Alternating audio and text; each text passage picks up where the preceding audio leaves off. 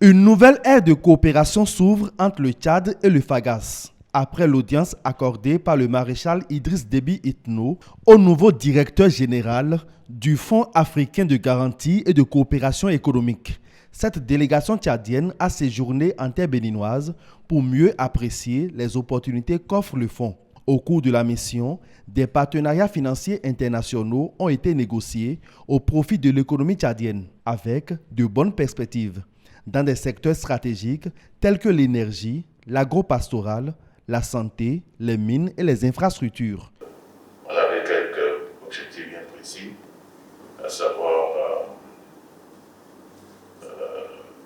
chercher des opportunités pour mettre en œuvre un programme d'appui au développement local et à la finance inclusive qui est très ambitieux dans notre pays. Le FAGAS pour nous représente et représentera surtout un acteur majeur, stratégique pour accompagner le Tchad dans son ambition de construire son développement, un développement équitable, inclusif naturellement.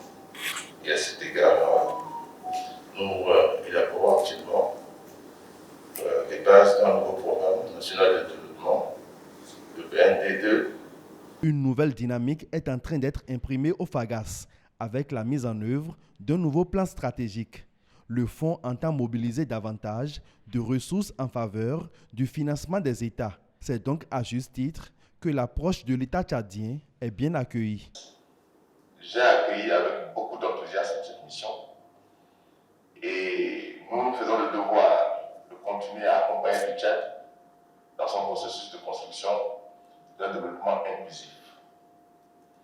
Le programme d'appui à la finance inclusive et au développement local, comme le conseiller du président de la République vient de le signaler, c'est un programme ambitieux, mais qui est facilement réalisable.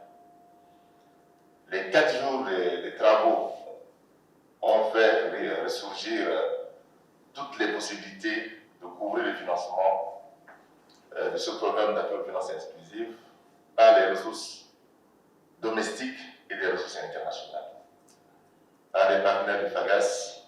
Et vous vous êtes rendu compte que la prochaine étape qui va se dérouler très bientôt vers la concrétisation des attentes du gouvernement du Tchad.